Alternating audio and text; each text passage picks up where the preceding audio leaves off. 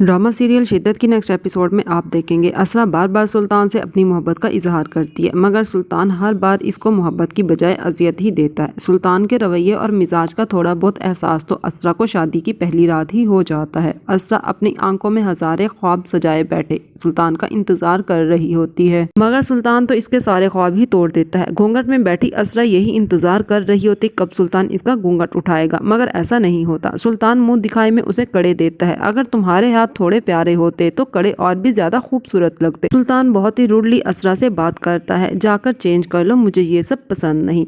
असरा तो सुल्तान का मुंह ही देखती रह जाती है।